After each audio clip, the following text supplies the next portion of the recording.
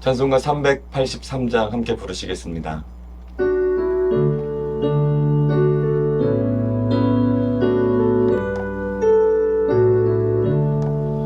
눈을 들어 산을 보니 도움 어디서 오나 천지 지은 주 하나님 나를 도와주시네.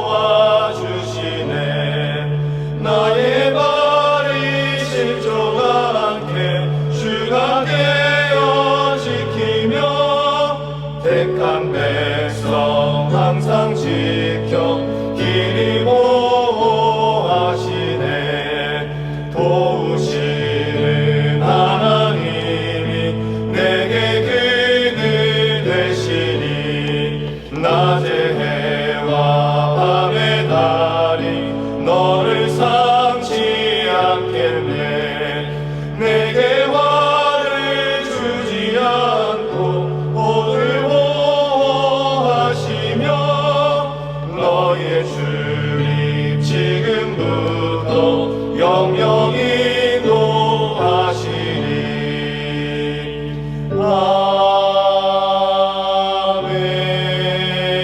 아멘.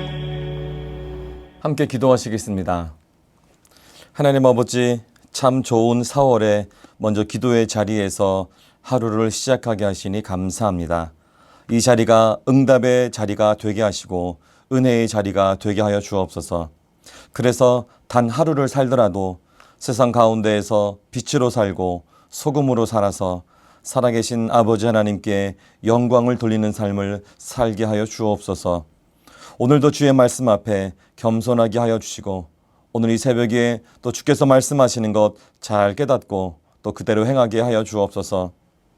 아버지 하나님, 먼저 회개와 간구의 기도를 올려드립니다. 연약하여 짓는 모든 죄악들, 알고도 짓고 또 모르고도 짓는 모든 죄들을 예수님의 십자가 보혈로 깨끗하게 씻어주시고 회개의 영을 부어주셔서 완전한 회개를 하게 하시고 그래서 빛 되신 주님 앞에 날마다 담대히 나아갈 수 있게 하여 주옵소서. 또한 우리의 육체의 병을 치유하여 주시기를 기도합니다. 우리들의 상처에 안수하여 주시고 예수님의 그 거룩한 보혈로 깨끗이 치료하여 주옵소서.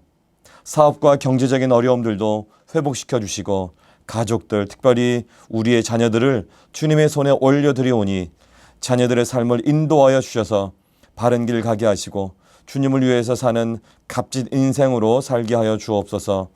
우리 자신의 믿음도 성숙한 믿음 되게 하셔서 오직 예수님만을 내 삶의 주인으로 모시어 흔들림 없이 살게 하옵소서.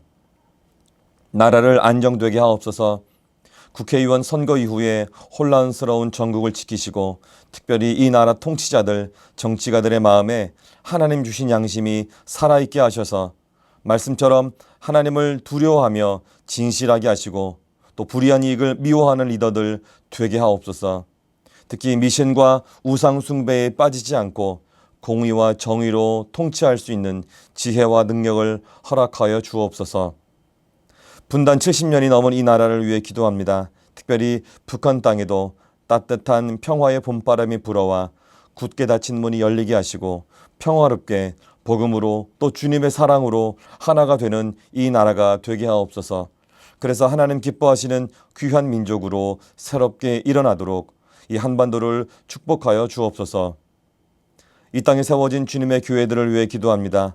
우상 숭배하지 않게 하시고 말씀으로 돌보아 주셔서 하나님과 세상 앞에 그리고 물질 앞에서도 정직하게 하여 주옵소서. 세상의 가치관과 권력으로 교회가 움직여지는 것이 아니라 말씀과 기도로 사랑과 순종과 섬김으로 교회가 세워지게 하옵소서. 무엇보다 복음을 전하는 일에 열심을 내는 순결한 교회 되게 하옵시고 우리 수유제일 교회가 그런 교회 되게 하셔서 이 땅에서 빛으로 소금으로 주님 주신 귀한 사명 잘 감당해내는 주님 기뻐하시는 교회로 잘 성장하게 하옵소서. 또한 주님의 때에 보이는 교회도 순적히 허락하여 주옵소서. 오늘 하루도 우리를 끝까지 사랑해 주시는 아버지 하나님의 은혜로 풍성한 감사의 하루 되기를 원하며 이 땅의 유일한 구원자이시고 다시 오실 예수님의 이름으로 기도드립니다. 아멘. 할렐루야. 이 귀한 새벽의 자리에 또 이 예배의 자리에 나오신 여러분들 한 분 한 분 환영하고 축복합니다. 오늘은 시편 90편의 말씀을 가지고 함께 말씀을 나누도록 하겠습니다. 시편 90편 10절에서 12절의 말씀 먼저 읽도록 하겠습니다. 우리 연수가 70이요 강건하면 80이라도 그 연수의 자랑은 수고와 슬플 뿐이요 신속히 가니 우리가 날아가나이다. 누가 주의 노여움의 능력을 알며 누가 주의 진노의 두려움을 알리이까. 우리에게 우리날 계수함을 가르치사 지혜로운 마음을 얻게 하소서. 아멘. 이 새벽 시간에는 지혜로운 삶이라는 제목을 가지고 잠시 동안 함께 말씀을 나누도록 하겠습니다. 세상의 모든 사람들은 한 사람도 예외 없이 이 땅에 태어나면서부터 한 방향으로만 달려가는 인생을 삽니다. 그 한 방향으로 달려가는 그곳의 목적지는 바로 죽음이라는 곳입니다. 부자건 가난한 사람이건 건강하든지 또 그렇지 않든지 남자건 여자건 나이가 많던 적던 한국에서 살던 아프리카에 살던 상관없이 이 땅에 태어난 모든 사람들은 모두 다 동일한 길을 갑니다. 그것이 하나님의 정해 놓으신 하늘의 법칙입니다. 그래서 여호수아는 죽음을 앞에 두고 이스라엘 백성들에게 마지막으로 이렇게 당부를 시작합니다. 여호수아 23장 14절인데요. 보라, 나는 오늘 온 세상에 가는 길로 간다. 또 다윗왕의 그 마지막 고백도 이렇게 시작합니다. 열왕기상 2장 2절인데요. 내가 이제 세상 모든 사람이 가는 길로 가게 되었다. 그러니까 죽음을 향해서 가는 길을 이렇게 표현한 것이죠. 그렇습니다. 죽음을 향해 가는 길이 우리 인생의 길이라고 할 수가 있습니다. 단지 올 때는, 이 땅에 올 때는, 그러니까 시작할 때는 순서가 다르게 올 수 있고 시작했지만 갈 때는 순서에 상관없이 가는 것이 어떻게 보면 이 땅의 법칙과는 좀 다르긴 하지만 죽음을 향해 가는 것이 모든 사람에게 정해진 그런 법칙이라고 하는 것입니다. 그래서 히브리서의 말씀에도 이렇게 기록되어 있죠. 한 번 죽는 것은 사람에게 정해진 것이다. 그리고 그 이후에는 심판이 있다. 이렇게 말씀하고 있습니다. 그렇습니다. 모든 사람은 죽음이라는 그런 테두리 안에서 살아가게 되는 것입니다. 그러니까 영원히 사는 것이 아니라 죽음이라는 한계를 가지고 살아가는 것이죠. 그 한계성을 가지고 살아가는 사람들, 그 사람들의 모습을 좀 살펴보면 두 종류의 인생의 모습을 가지고 살아간다고 우리는 할 수가 있습니다. 첫 번째 사람은 그렇죠. 자기가 배우고 또 경험하고 또 소유하고 있는 그 자신의 어떠함, 그것을 가지고 또 그것을 믿으면서 자기 뜻대로 마치 자기가 인생의 주인인 것처럼 살아가는 그런 사람들이 있습니다. 또한 부류의 사람은 어떤 사람입니까? 이 세상이 돌아가는 것, 자연 만물이 돌아가는 것을 보고 세상 역사가 움직여지는 것을 보고 또 자신의 계획이 자기 뜻대로 되지 않는 여러 가지 상황을 보면서 어떤 절대자가 계시구나, 어떤 권능자가 계시구나, 그분을 깨닫게 되는 것이죠. 우리는 그 절대자, 권능자를 하나님이라고 믿습니다. 그래서 나의 인생의 주도권이 나에게 있지 않고 그 절대 권능자이신 하나님에게 있음을 믿고 또 인정하며 사는 사람이라고 할 수 있습니다. 여러분은 어떠한 모습으로 살아가고 계십니까? 자기 자신을 또 인생의 주인으로 또는 내가 내 인생의 주인으로 그렇게 여기며 사는 사람이십니까? 아니면 절대 권능자, 영원하신 하나님을 우리의 인생의 주인으로 모시며 살아가고 계십니까? 저는 여러분이 두 번째 부류의 사람들 되시기를 축복합니다. 오늘 우리가 함께 읽고 나누는 이 시편 90편의 말씀은 어떻게 보면 시편에서 가장 오래된 시라고 할 수도 있습니다. 왜냐하면 모세가 기록한 시라고 성경에 기록되어 있거든요. 특별히 이 시편 안에 이 90편의 시가 유일한 모세의 시라고 또 할 수 있습니다. 사실 모세는 성경을 다 뒤집어 보면 모세의 시라고 기록된, 모세의 노래라고 기록된 두 군데의 시가 등장합니다. 하나는 출애굽기 15장인데요. 홍해를 건너고 난 다음에 노래를 부른 그런 시가 하나가 등장을 하고, 또 하나는 모세가 이제 죽기 전에 여호수아를 후계자로 세우고 마지막으로 이스라엘 백성들에게 자기가 살아온 과거들, 하나님이 어떠한 분이신지를 알려주면서 부탁한 그런 내용의 노래, 그런 시가 신명기 32장에 또 기록되어 있는 것을 볼 수가 있습니다. 그런데 지금 방금 언급한 요 두 개의 시들, 그 시들은 어떤 이스라엘 역사적인 사건과 좀 관계되어 있는 것인데, 오늘 우리가 나누는 시편 90편은 그것이 아니라 어떻게 보면 죽음이라는 한계를 가지고 살아가는 이 사람, 우리 인간의 본질과 또 그것을 대비되어서 영원하신 하나님, 영원하신 하나님의 그 속성에 대해서 우리가 좀 대비하면서 기록되는 것을 볼 수가 있습니다.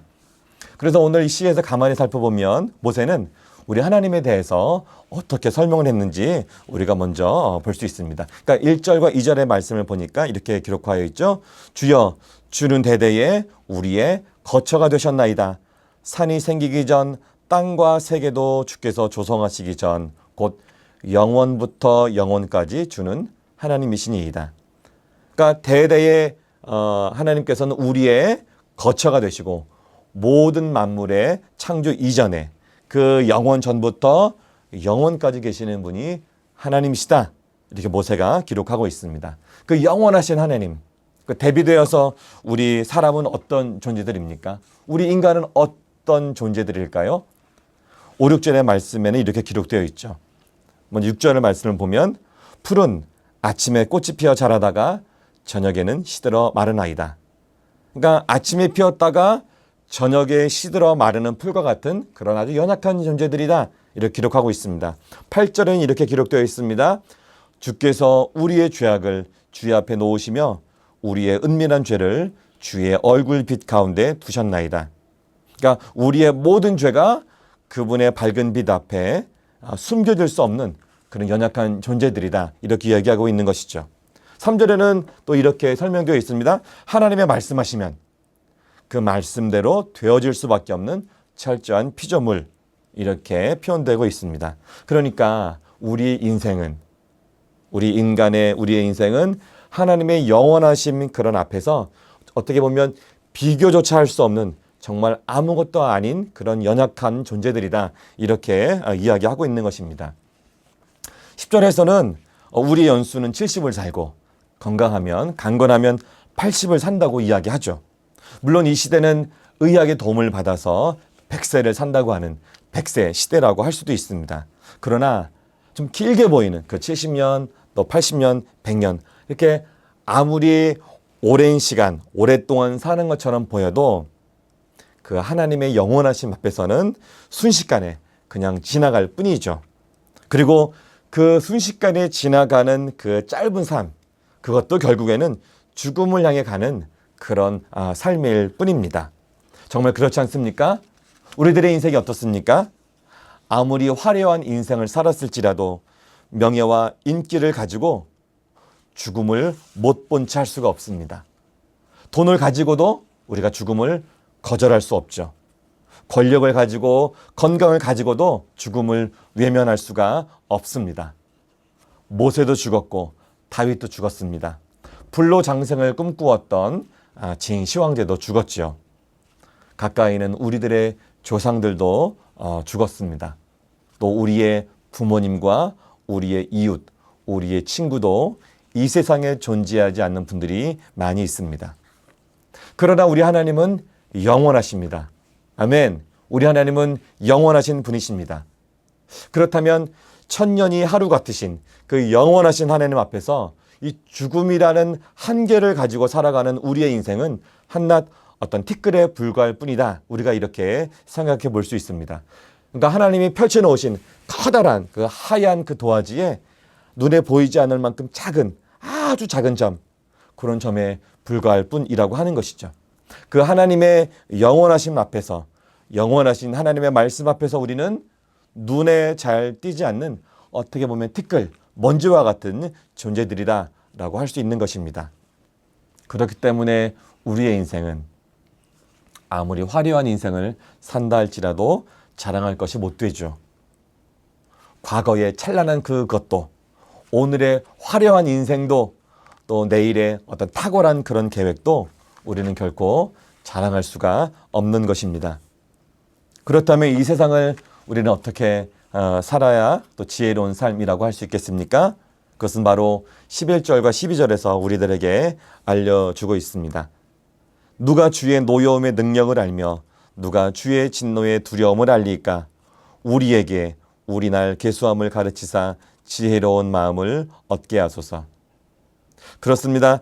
죄로 인해서 죽을 수밖에 없는 우리는 먼저 우리 인생의 약함과 덧없음을 깨달아야 합니다. 그리고 우리는 한계가 있는 인생을 살고 우리들의 인생에는 마지막이 있음을 알고 늘 인식하면서 그 하나님의 영원하심 그 안에서 우리가 순종하며 또 겸손하게 살아야 하는 것이죠. 정말 우리는 한 치 앞도 모르는 그런 인생이죠. 그러나 그렇게 부족하고 연약한 인생이라도 영원하신 하나님의 손을 붙잡고 날마다 한 걸음 한 걸음 하나님께 함께 동행하며 간다면 그 인생은 바로 복의 인생이라고 할 수가 있습니다. 그래서 하루하루 주어진 시간 앞에서 하나님의 영원하심을 늘 인정하며 사는 그러한 삶, 내 앞에 펼쳐진 매일매일 그 순간순간의 시간들을 어쩌면 인생의 마지막 시간이라고, 나에게 주어진 이 시간이 인생의 마지막 시간이라고 최선을 다해서 사는 삶, 그것이 바로 지혜로운 삶이라고 할 수가 있는 것입니다. 이런 지혜로운 삶으로 오늘 하루도 우리의 남은 인생도 늘 승리하며 사시기를 축복합니다. 우리 함께 기도하도록 하겠습니다. 하나님 아버지, 우리의 인생 마지막을 분명히 알아서 오늘도 더 분명한 하루를 살게 하여 주옵소서. 영원하신 하나님 앞에서 우리의 연약함을 잘 깨달아 겸손하게 살게 하시고 하나님이 허락하신 매일의 순간순간의 시간을 주님을 섬기듯 주님께 대하듯 우리의 마지막 시간인 것처럼 최선을 다해 살게 하여 주옵소서. 오늘 깨달은 말씀을 통해서 분명한 지혜의 삶을 우리 인생 내내 동안 잘 살게 하여 주옵소서. 오늘 은혜를 주신 주님께 감사드리오며 이제는 예수님께서 가르쳐 주신 기도를 함께 드리오니 하늘에 계신 우리 아버지, 아버지의 이름을 거룩하게 하시며 아버지의 나라가 오게 하시며 아버지의 뜻이 하늘에서와 같이 땅에서도 이루어지게 하소서. 오늘 우리에게 일용할 양식을 주시고 우리가 우리에게 잘못한 사람을 용서하여 준 것 같이 우리 죄를 용서하여 주시고 우리를 시험에 빠지지 않게 하시고 악에서 구하소서. 나라와 권능과 영광이 영원히 아버지의 것입니다. 아멘.